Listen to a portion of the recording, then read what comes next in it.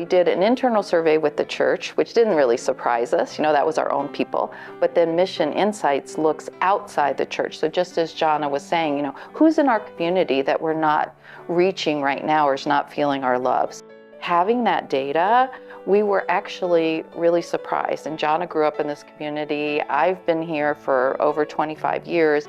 And we learned things that we didn't know, whether it was what people care about, what the demographics were. We came up with this persona, and while many of the other participants had one person, ours actually came up to be a persona of a family. And in this community, our family is a intergenerational family, often biracial, lots of children, lots of needs. We took the persona that we had and we started looking at all our ministries in light of the persona. How would this be viewed by this family? Would this attract this family? Would they be interested in participating? If they were not yet members of St. John's, would this be something that they would go, oh, wow?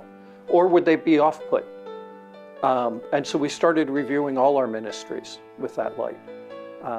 One in particular was the Advent dinner, and Mother Siobhan was far more involved in that piece.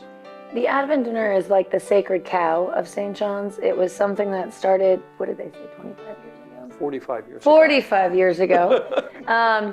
And it's one of those things that therefore, because it has such longevity, that everybody's pieces of memories means that's the way it always was. And when I would talk to other families, they would say things like, I can't justify paying a babysitter $20 an hour to go to a potluck at the church.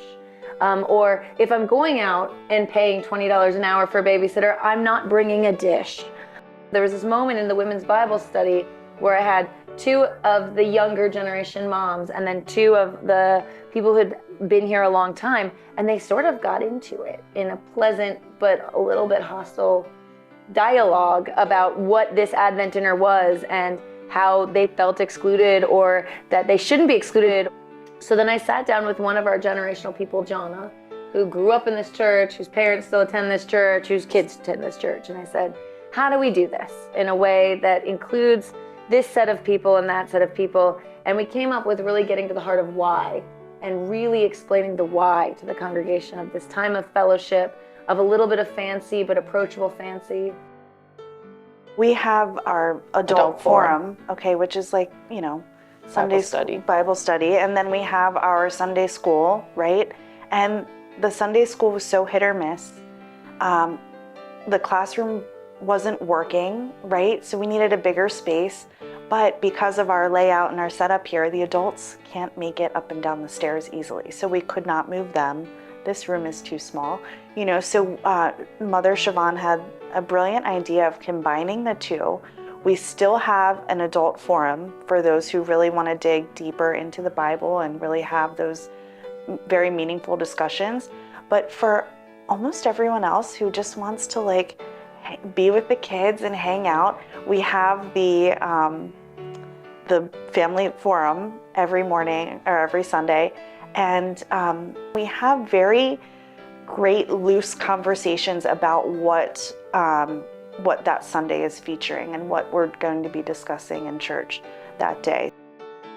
Tending Our Soils lesson to me is that reminder that if tradition isn't helping you understand your identity in a way that helps you be able to continue moving to the future, then it's not helpful.